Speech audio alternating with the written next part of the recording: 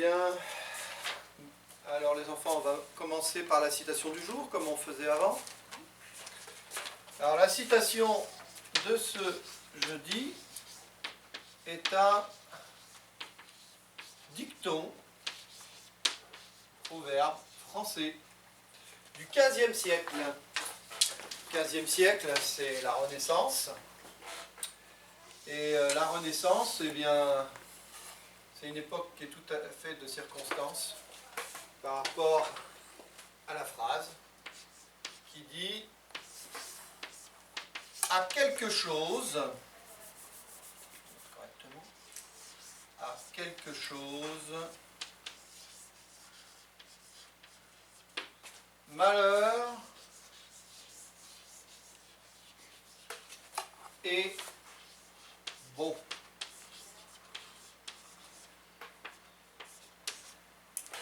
Proverbe français du XVe siècle.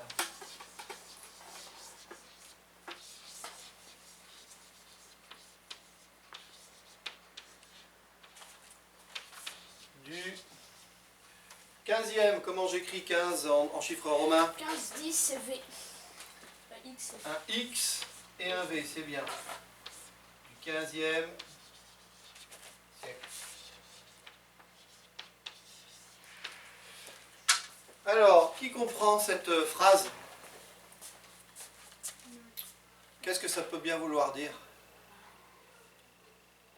À quelque chose, bon, il y a quelque chose quelque part. Malheur est bon, bah, le malheur profite. Pierre? Que le malheur n'est pas toujours notre ennemi et que dans quelque chose, il peut être notre ami. Voilà. Tout est relatif. Il y a des circonstances qui sont des drames pour certains, mais qui offrent des opportunités, des chances pour développer autre chose. Par exemple, ce que l'on vit actuellement, c'est une période de difficulté pour beaucoup de familles et puis d'enfants. Et puis en même temps, c'est comme le fait qu'on a été confiné là pendant 2 mois, voire plus même, ça continue encore pour beaucoup. Eh bien, on en profite pour faire quoi? Qu'est-ce que ça vous a permis de faire, de vivre? Être plus souvent avec ma mère. Profiter plus de sa famille, de ses parents, de sa maman, ouais. Profiter encore plus de mon père. Ouais. Et c'est tout. C'est tout? Moi, vu que ma grand-mère elle habite à la campagne, donc je peux plus aller. Là, la piscine elle va bientôt être ouverte, donc je peux plus aller profiter de la nature. D'accord, quand on a la chance d'avoir un jardin, on peut profiter plus de la nature. Jo, qu'est-ce que ça t'a permis ce confinement? On profite de sa maison. Profite de la maison. Des coins qu'on aime bien. Ouais. Il y en a qui en ont profité pour lire, pour voir des films qu'on ne voyait jamais à la télé, pour faire des jeux aussi.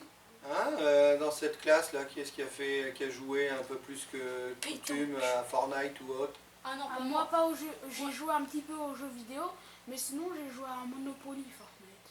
Ah bon, ça existe ça. Oui. D'accord. Ok. Bon, eh bien, il y a aussi des professions qui parfois profitent du malheur. Par exemple, il y a des industries qui développent des médicaments. Bon, quand en période de grande maladie, eux, ils fabriquent des médicaments, ils font du chiffre. Donc tout n'est pas toujours tout noir, c'est ça que ça veut dire, cette citation.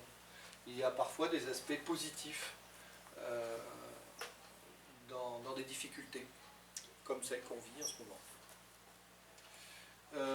Ça rappelle un peu une citation que je vous avais donnée la semaine dernière, qui était de Nietzsche. Ah oui. Qui disait quoi? Vous vous en souvenez? Ce qui ne nous tue pas, nous améliore, nous rend plus fort. C'est un peu pareil là. C'est-à-dire, si on n'a pas chopé, d'ailleurs ceux qui ont eu le coronavirus, qui ont développé des défenses, ils sont plus forts pour affronter et en principe ils sont guéris. Voilà. C'est un peu cette idée aussi. Ce qui ne nous tue pas nous rend plus forts. C'est un peu comme le vaccin. Si on est soigné, guéri, touché par une maladie, on développe des défenses et on est plus fort. Voilà. Donc ça c'était la semaine dernière. Là l'idée est différente, c'est de dire que dans des difficultés on peut toujours tirer quelque chose de positif. Moi j'ai jamais fait autant de jardinage que ces 2 derniers mois. Le jardin il est nickel, il n'a jamais été comme ça depuis le temps que je vis dans ma maison. Et puis on peut faire aussi un peu de bricolage, des choses comme ça qu'on ne ferait pas autrement. Lire, écrire des livres. Il y a un concours d'écriture de livres. Bah moi je l'ai fait. Tu as commencé? Oui, je suis au chapitre 3. Bravo. Vous y êtes pas accrochés les 2 autres? Et moi je savais même pas. Si, j'ai envoyé l'information par email, ça faisait partie des mails. Il y a un concours d'écriture dans le cadre du prochain salon littéraire d'Aubenas qui aura lieu en décembre. Et il y a 3 catégories d'écriture. Il y a élèves du CM2, c'est vous. Il y a la 6e et il y a lycée. Et le livre va être lu, un petit livre, 3 chapitres, un petit livre, va être lu par des écrivains. Et ceux qui seront, ils vont tous être valorisés, édités sur Internet. Et certains vont être imprimés en papier. Ceux qui auront retenu le plus de suffrages et vont être sortis en papier. Et vous pourrez, ceux qui auront leur livre édité, venir le dédicacer, signer au salon du livre d'Aubenas en décembre. Donc si vous n'y êtes pas mis, vous avez encore le temps parce que vos copies sont à rendre en juillet. Donc vous avez encore largement le temps de vous y mettre. Et je vous y encourage, parce que surtout toi qui as de l'imagination,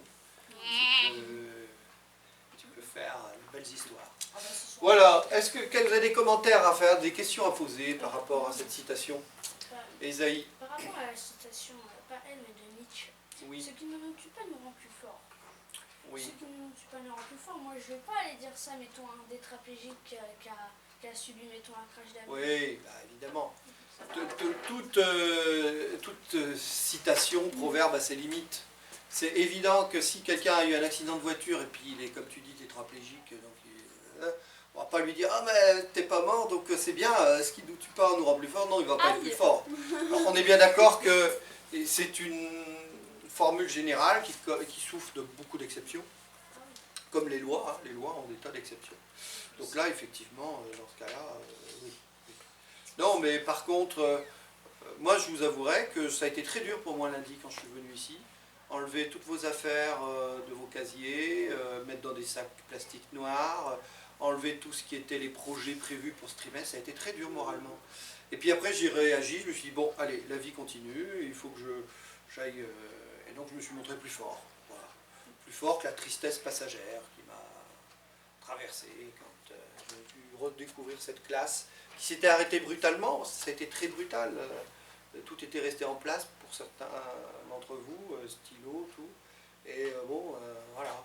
C'est ce qu'on appelle faire un deuil d'une situation, d'une certaine vie de classe, parce que hélas, on ne pourra pas faire tout ce qu'on devait faire.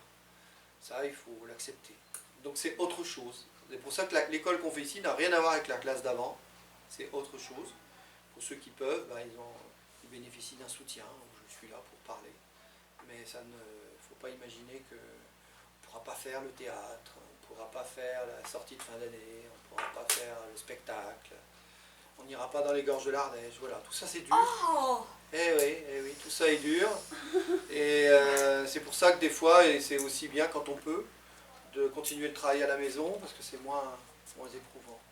Se retrouver ici dans une école déserte plus ou moins, et où on vous apprend à avoir peur, à prendre vos distances, à surtout pas vous toucher. Bon, c'est pas drôle quoi.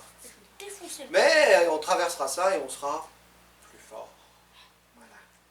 Bien, vous avez tous copié? Oui. On va